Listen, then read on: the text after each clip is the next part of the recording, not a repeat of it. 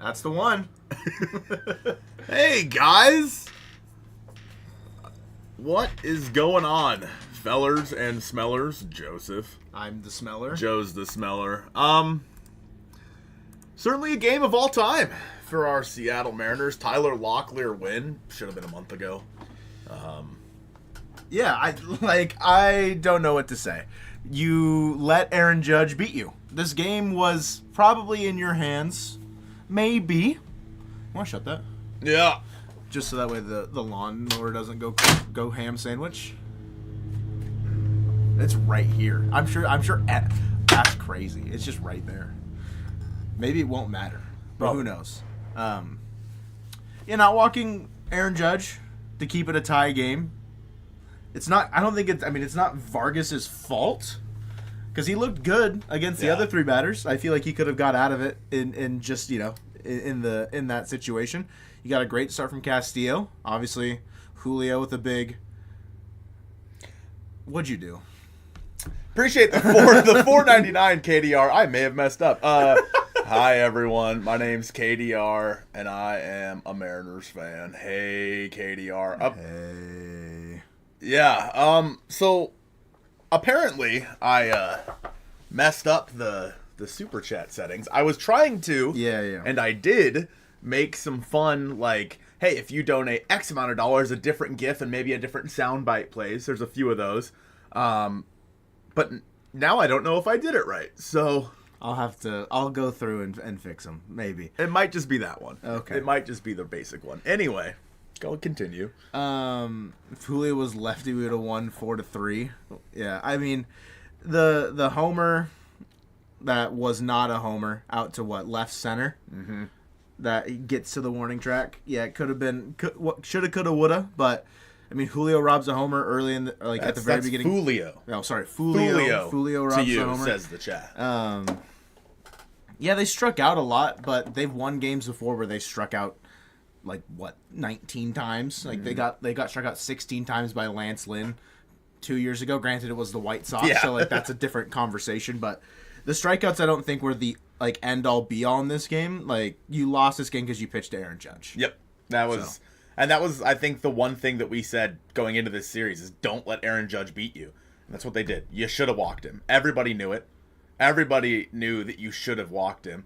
Like, Joe was saying it right when he got here. He was like, just walk him. And it was a home run from the leadoff hitter in Paul Goldschmidt. Yeah. That that gave the Yankees their second run to tie the game. And then it was the home run from leadoff hitter Aaron Judge for them to take the lead. Just a rough outing for the Mariners bullpen after Luis Castillo did his job today. More than did his job.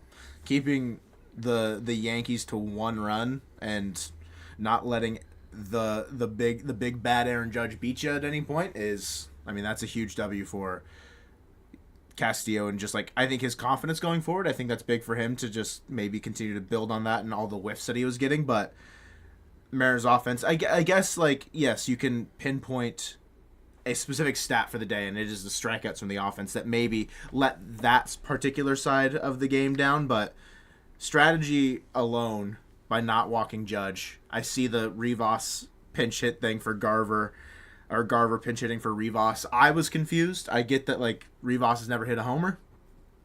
Ooh, excuse me. Ooh. Wow. And maybe you just hope Garver runs into one is the idea there, but I would have rather just seen a Rivas at bat. Yeah. And maybe he can work a walk and some shenanigans and chaos ball can get down. Yes, you've got Miles Mastroboni as the next batter, but I feel like he's done a fair amount at working good counts. Mm-hmm. I know Garver also has done that this year as well by taking his walks here and there. So, but that's not the base runner you want on in that situation. But if he gets on, you pinch run who? Yeah, I guess on the Donovan bench. Solano. I guess on the bench at that point it is just Solano and then JP, but we haven't heard anything about JP, why he was out today and why that late scratch happened. But game face, what are the chances JP is getting traded? 0%. I would imagine 0. 0%. Unless If we'll entertain that for a sec, they're gonna call up Cole Young to play shortstop, and they're trading JP for a legit number, like 3 or 4 starter, maybe like a low 4, high 5 starter, maybe, given what it depends on the control and like whatever, but. I would assume if any trade's happening, they're making it for a starting pitcher because Miller went on the injured list before today's game got underway. But I don't think he's getting traded. No, he's not. I will say, though, that brings up an interesting topic because I feel like that's something that we're going to have to talk about on the podcast is should the Mariners go out there and make a move for somebody like that can eat some innings for you? Because Darren McCacken himself, D-Mac, JP for Ty France and Darren McCacken during the Twins' 10-game winning streak. Yeah, it'll happen. But we'll talk about it more on the podcast, maybe come up with some names, but I feel like they might. Because, yeah, George is coming back soon. It sounds like it's going to be a quick stint for Bryce, but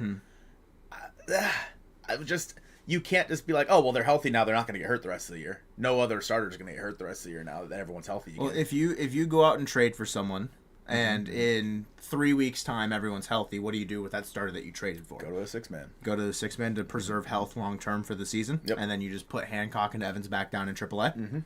Okay, that's probably what I would do, or figure it out. I mean, the odds of that happening whenever there's a team that's like, oh, what do we do with this person? Then generally it works itself out, and people get hurt. Yeah. So move them to the bullpen for all I care. I don't know.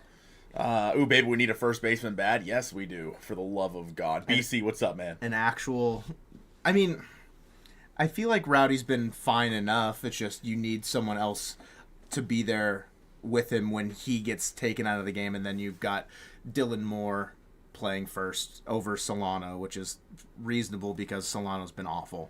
But then Demo the last 2 games has maybe been the what is like the WPA like weighted. Like, oh, what is that win stat? Probability added? Yeah, tanked. Tanked. Demo has tanked his WPA the last 2 days. Or, like, I would be curious to see how much weight is on the errant throw from last night. Granted, they won that game, but the errant throw from last night that prolonged the game, and then the inning-ending double play with the tying run in scoring position. Yep. Dylan Moore almost cost the Mariners game 2 yesterday. And, I mean, he cost the relievers and a lot of extra relievers in that game that maybe could have been used today. Right? Obviously, Gabe Spire came out there again today. So did Carlos Vargas. They have the off day tomorrow. But, you know, who knows? Who knows how that affects, like, that affects it moving forward. I think that, man. D and Demo for double plays. Yeah, I know that he's been hot once in a while this season, but has he been okay? I don't know. We should look up his home road splits this year specifically. I can go do it real quick. Yeah. Because we know like Road Warrior Demo. I'll give him that versus title. Left-handed pitching. Yeah. Yeah. There's specific areas where he excels, and at home against the right-handed pitching, it has not been very good pretty consistently. I see some gripes about Leody Taveras. I don't think it's too soon to have question marks, but I think like they're going to keep running him out there because their other options might not be any better. And when you get Rayleigh and you get Robles back, you mentioned it right as soon as we got him that he's probably just gone. Like, do you just DFA Taveras at that point? If somehow everyone gets healthy, you just DFA Leody.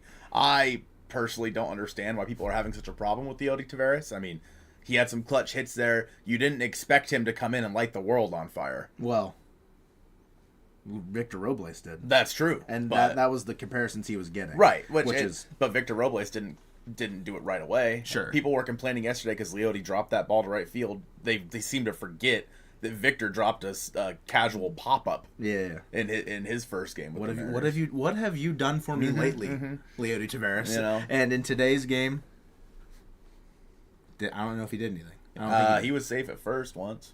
Oh, right. And then, he was the first run of the game, technically. Yeah. He did do something for us. Thank you, Leody Taveras. That's right. Dylan Moore, at home this year, is hitting .222, .317 with a .472 slug and a .789 OPS. So that's definitely way better than his career averages if you were to go look at the entirety of his career, but that is only in 36 at-bats. So, like, as you can imagine, small sample size for the beginning of the year, but that is what it is. His OPS on the road is 949, so like 160 points better, which, again, an expected thing out of Dylan Moore. The issue there with that double play in that position that you found yourself in, like, would you have just rather Rowdy faced Matzik? Yes. And then just have Rowdy as the potential player there again, and then have Dylan Moore be another option for someone else? Is probably the idea behind that strategy, I guess. I don't know. I don't think there's a right or a wrong answer. I think just given what the outcome was today, we realized that pinch hitting Dylan Moore there was the wrong answer, because then you lose Rowdy's at bat later. But not to say that Rowdy did anything when he pinch hit yesterday and popped up to the second baseman, but still. Imagine our team if we still had Luke Weaver. I mean, nobody could have seen this coming from Luke Weaver. You know what I mean? Hey, 54% still going to make the playoffs, Frodo. maybe. So I'm down. I'm down. I'm in. The American League friggin' sucks, so 54% will make the playoffs. Are we cooked? We might be cooked. The offense on this homestand was atrocious. Yeah. It was horrible. They scored, what, 3-3, and then what was the last 9-1. So 3-3. 7. They scored 1. 12, 14, 16 runs across 6 games. Yeah. Atrocious. The most runs they scored was the first game against the Yankees, 11-5, wherein that game was toast once Austin Wells hit the 3-run homer off Hancock in the, what was it, the 4th inning? 5th inning? Something like that. Doesn't matter.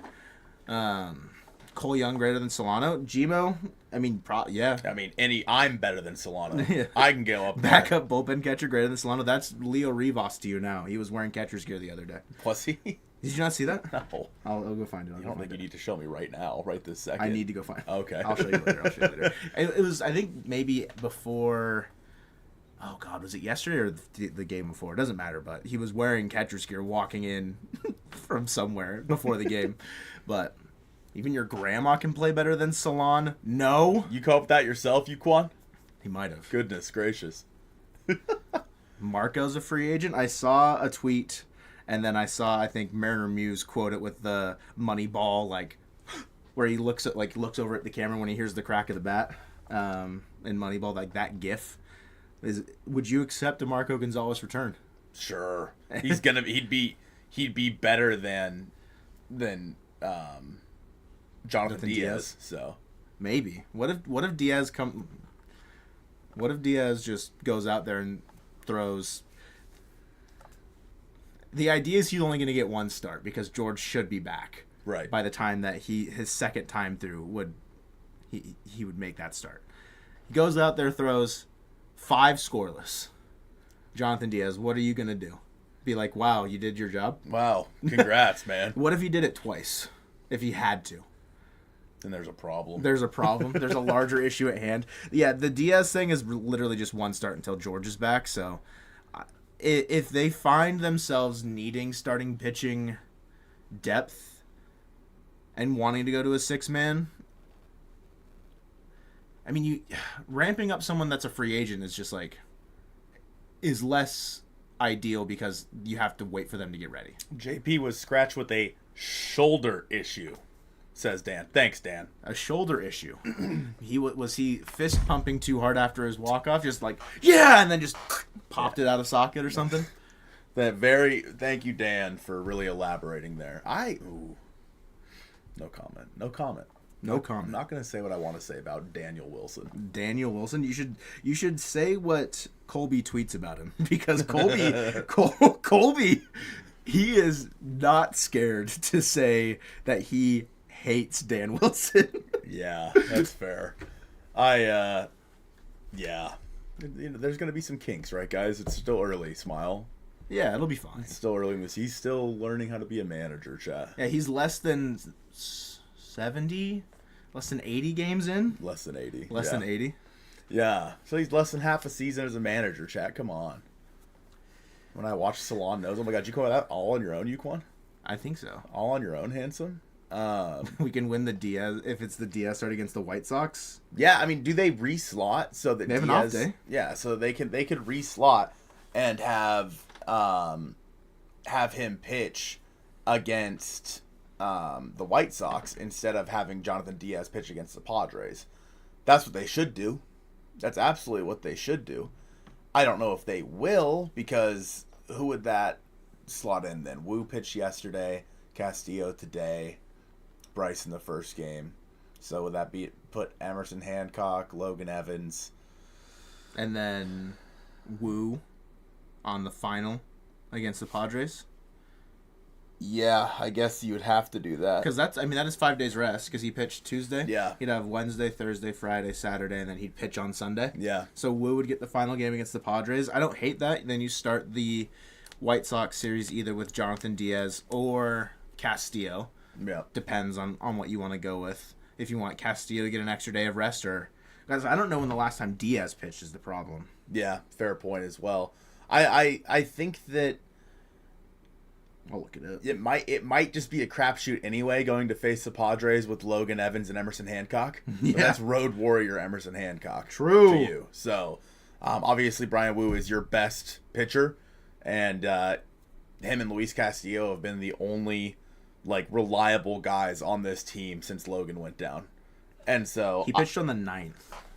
And Diaz did. So today would have been. Yeah, so it's his turn. It's his turn pretty much now. So if they move him back, I don't know how that affects what they expect out of him. Sorry for interrupting. A simulated game. Yeah, I mean, no reason not to. So I kind of derailed your thought process. I don't remember what I was talking about. Yeah, I'm very sorry. Classic Joe. Well, it's important, but it's, I guess, not that important since he's probably only going to make one start. Yeah, that's fair. I really don't care about Jonathan Diaz that much. Schedule. No. Yeah. He's just going to come back out every inning like he did in spring training. He's going to go pitch across 4 separate innings but only record 5 outs. That's right. Right. JP woke up with shoulder tightness. Man, I wish that Dan would expand on that a little bit more. The last 7 games are the real 2025 Seattle Mariners. Let's talk about that. I understand people that are worried. I understand people. The last 7? That are anxious. Can you not interrupt me again? Thank you. I'm thinking, well, the last 7 would have put that at one of the Athletics games where they won. But you can understand that people are going to be nervous. I want that mouth shut for a second, right? There you go. Sit like that and don't move. Anyway, I can understand the people that are nervous that have seen the Mariners mess stuff like this up a lot over the past couple of years. The Mariners have played 40 games now, right? 40, a little over, I think, game 42 today. Why would the last, we'll call it 6 games, not 7, like Joe said. I don't know what you're talking about there, Axiom. The last 6 games be more so an indicator of what this team is than the first 35. Why? I don't understand why people look at that and say, this is the real Mariners. Why can't it be somewhere in the middle? Are they the team that won 9 straight series? Or are they this team that loses every series? Probably in the middle. You may speak. Thank you so much for allowing me to speak. I think the reason why there's that much doubt that is immediately felt is because that's what's happened the last 2 years. Prior to the last 2 years, you only have 1 year where you make the postseason. 2021, you come up short. It was a fun year, but you come up short.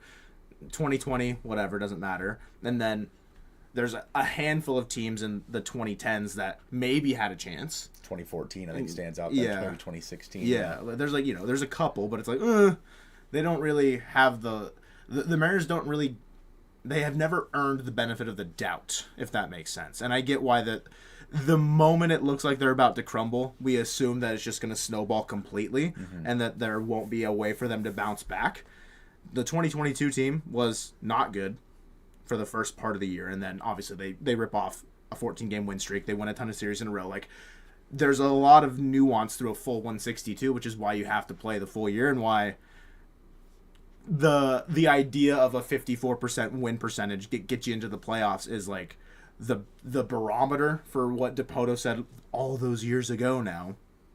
But it's true, is if they played this rate the rest of the year, not the last 6 games, but through whatever their total games played so far has been, what are they, 23 and 19? Yeah, this was game 42. Yeah, so if they continue to do this every single 42 games, they'll probably be right on the cusp of the playoffs. So you need to be probably a little bit better than it. but I understand why everyone automatically assumes that they won't be because they haven't been. Mm-hmm. And so, where do they find themselves? Like somewhere in the middle of 9 consecutive series wins and a 1-5 homestand, or a 3-7 first 10 games of the year. Yeah, you probably find yourself somewhere in the middle there, and you hope that the offense can stay good enough to be a top, 6 or 7 offense with the way that they've started, given that they've been second and third now for X amount of time. But you need the pitching to really, really dial it in, and they're probably not going to achieve the same heights that they got to last year because they're off to such a rough start on the pitching side, specifically the starting pitchers. But you need them to level out. And it's hard when you have 3 of them that gave you a combined 97 starts last year, all missing time already. Yeah. Like I'm not here to say that I'm doubting the team, but I can understand why people might. So, what? One of my things worked. Heck the Astros. Someone said the word Astros, so then it said heck the Astros. Hell yeah. Hey, someone else say the word Astros, please. Thanks. Yeah, I don't know. I think that there's still a lot we need to learn about this team, and if you think that what we've seen over the past 6 days is the real 2025 Seattle Mariners when half the team is hurt. Yeah, like expecting like the entire year for Taveras, Mastroboni, Solano, even Garver. Rivas has been great when he's played, but he hasn't really seen a lot of playing time. Like, expecting them to be on the roster at the season's end if they continue to struggle like some of them have. Once guys get healthy, they'll get kicked off the team. Mm-hmm. Like they will get replaced by hopefully players that are playing better and healthy, Rayleigh and Robles. And if Locklear continues to play well enough and he can cut down on the strikeouts a little bit, Solano won't make the full 162. Or at least he shouldn't. He shouldn't. He shouldn't make it to game 43. So they should cut him right now. Man, I really messed that up, huh? yeah, it's fine. Can't wait to provide an easy win for someone in the playoffs if they wanted us to believe in the team owners needed to spend more in the offseason. I don't 100% agree, Jeffrey, but I appreciate the 5 because, yeah, they should have spent more. They should have made better moves, but spending money does not always equal a better baseball team, right? It helps. It obviously helps, and the Mariners have never spent a lot of money, but plain and simple, one of the reasons why the Mariners have, they're in first place. It's hard to say they've struggled, but one of the reasons why the Mariners have been struggling lately is everybody's hurt. It's luck. It's straight up luck. Right, the Mariners have gotten really unlucky, incredibly unlucky with the injury bug this year. Maybe they got a little too lucky last year and they're paying for it now, but nonetheless, a lot of it was the fact that these guys are hurt, and once the rest of the team comes back, I feel good about their chances still.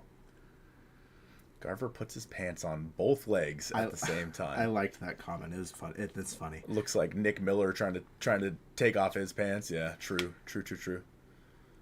That was a New Girl reference. You should laugh about it. I like New Girl. I just haven't watched it as recently as you have. It's fresh in your mind. I just finished it yesterday. I watched the last episode. Oh, nice. Did you cry? I didn't. Last episode's really not that sad. But did you cry during the rewatch? Oh, of course. Yeah, you have to. Of course, absolutely. You have to. When Schmidt and Cece got married, spoilers. Whoa! Spoilers. No, not spoiling like a decade-old show. Oh my god. Maybe the offense has been lucky, and maybe the pitching staff's been unlucky. Polanco suddenly, he got a hit today. He did, and he walked. He did, and he had a pretty loud fly out. Yep. Ben Williamson struggling right now. It'll be interesting to see. Like, I think when you look at this team, one of the biggest X factors is Ben Williamson.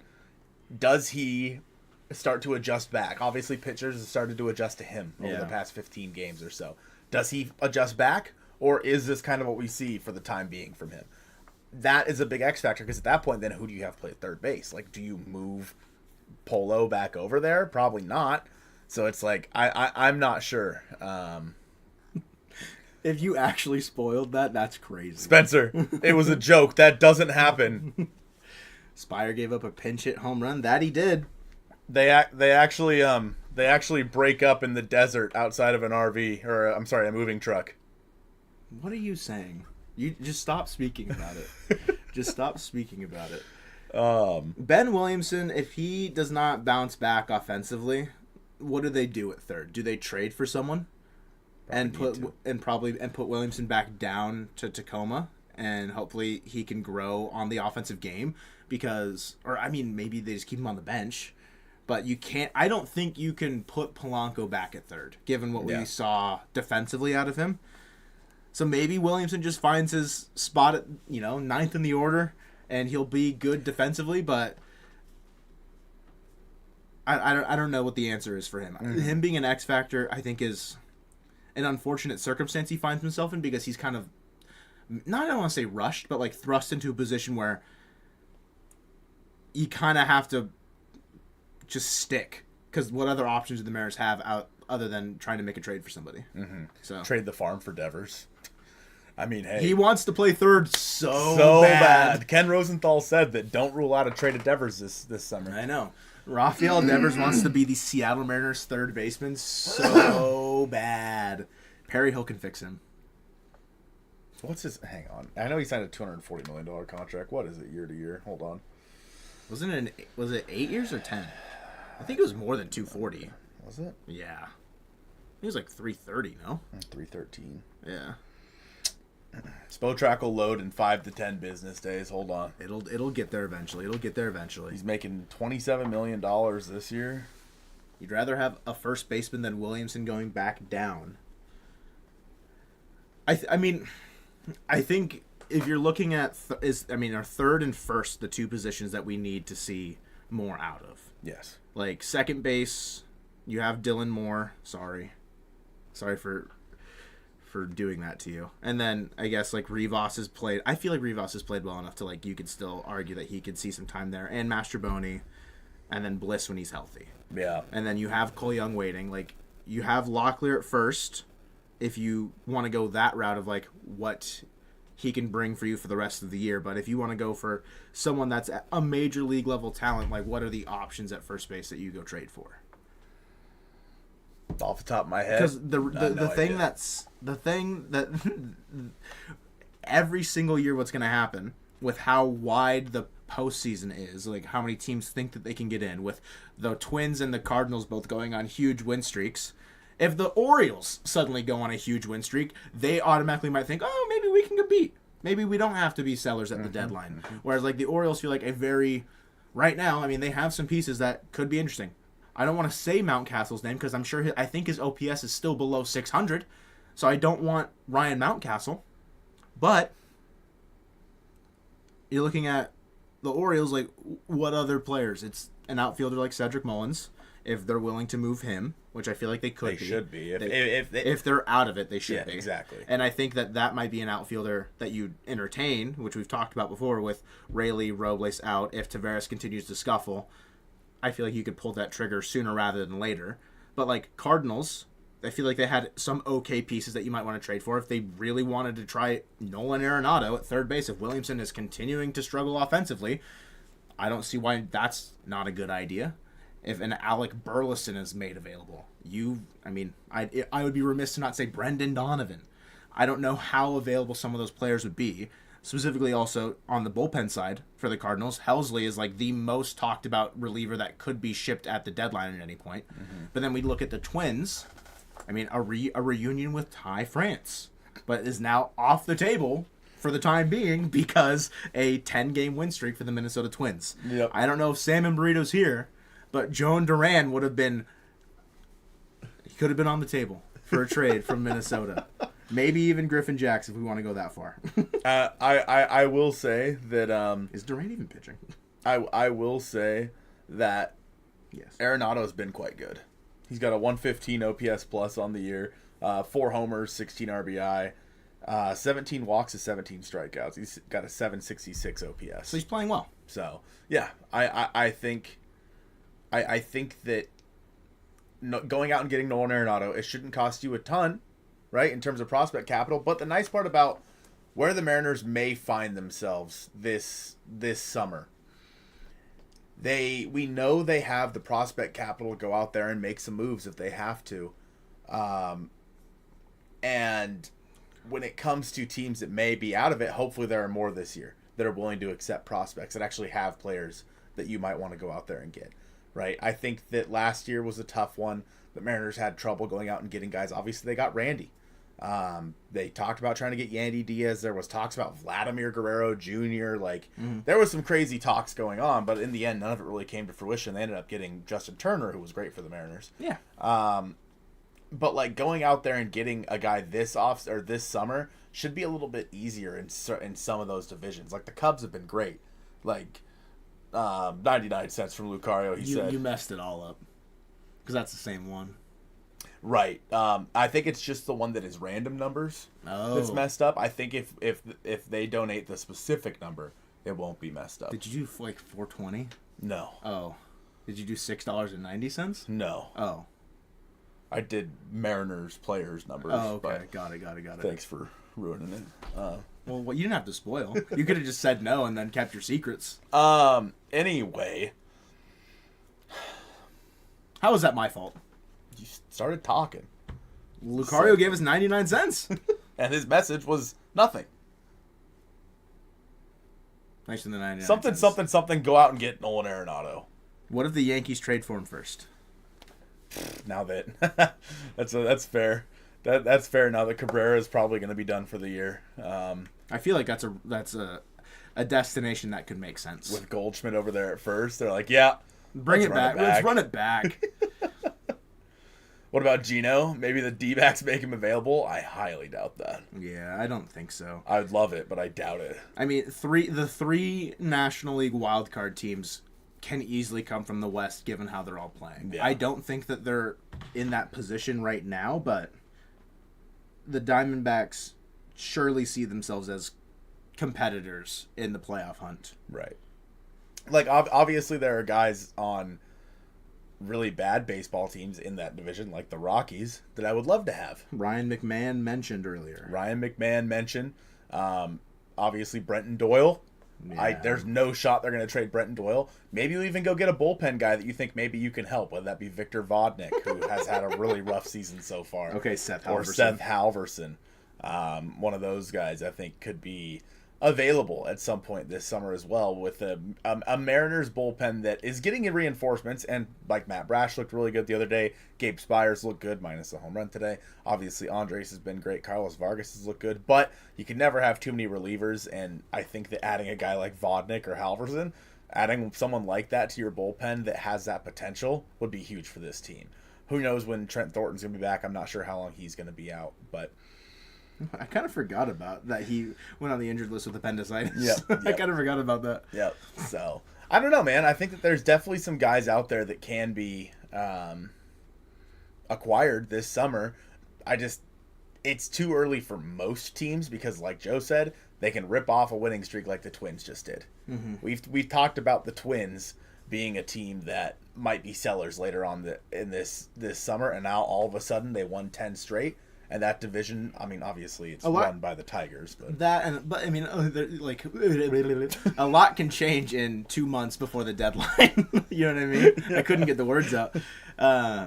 Who knows? The Guardians might be sellers by the deadline. Yeah. The Royal, I mean, I doubt it. You know, but there's still the opportunity for some of the mid-market teams that if they hit a skid, that they could be sellers. The Mariners could also find themselves in that position. Yep. Not to say that I expect them to be, and a lot can change in 2 months. Mm-hmm. If the pitching comes back and it's still not as good and they're still, banged up. Gmo was saying, have we talked about Miller? Kind of wild, 3 of our big dogs are on the injured list. I said 96 starts were made between Gilbert, Kirby, and Miller last year. And all of them probably won't make... I would be surprised if all 3 of them make more than 27 each. Mm-hmm. Maybe more than 25 each. Yeah. Maybe I'd set the line. So you're going to miss out on, 30, 40, maybe even 50 innings from some of your most dependable arms from the previous years. Like, that is such a disadvantage for the Mariners for the rest of this season. And how will you respond, Seattleers? How will you counteract that? I don't know what the right answer is. Is it continuing to roll out Hancock? Is it continuing to roll out Evans? Do you make a trade? Like, we're talking about trading for a third baseman and a first baseman. Do you go out and get Andrew Heaney tomorrow? I don't know. I really don't know. I think you really could use the depth, though. Lucario with the 199. Can I make a Discord event for the Mojo meetup? Sure, man. I don't know how that works, but sure, man. Be my guest, huh? Appreciate the 199, Lucario. What's a Discord event? No idea. I'm assuming it's an event made on Discord. You're correct. But I'm not 100% certain about that. It's those cheese crackers you had. Real good. Yeah, I don't know. I think there's going to be guys Mariners go out there and get. It's just going to be a matter of time before we can see. But before we know who's available, and I think we need to learn more about Logan.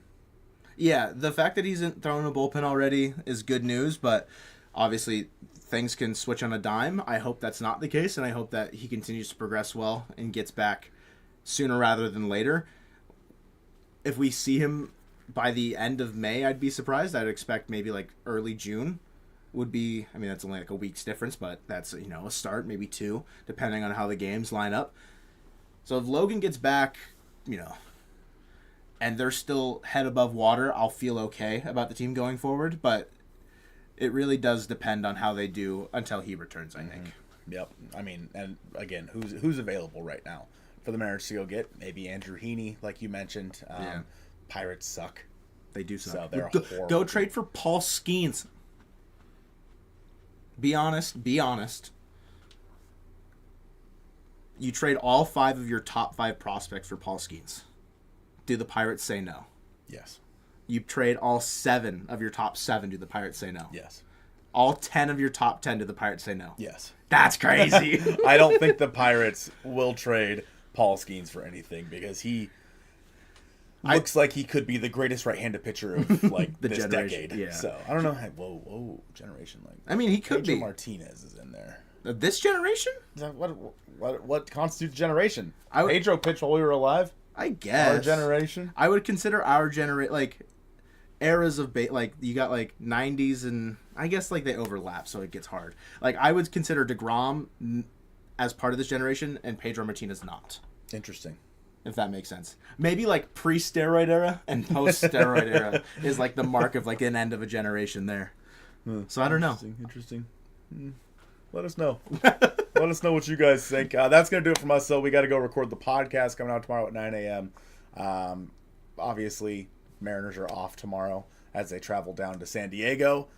Kind of a scary series, Joe. Kind of scary. It's the Vetter Cup. It is the Vetter Cup. We can't lose the first Vetter Cup, chat. You know? But, again, appreciate you guys for being in here after a pretty tough Mariners loss. At least they were able to secure that win yesterday because this would have been... I mean, it's an awful homestand, but given that you got swept by the Blue Jays, going 1-2 against the Yankees was my expected outcome. So it is what it is. But be sure to check out the podcast tomorrow at 9 a.m. We appreciate you guys being here, all the super chats and whatnot, everyone who liked the stream. And we will catch you guys whenever at 9 a.m. tomorrow for the podcast. All right. Just gonna. Yep. You just keep doing your thing for a sec.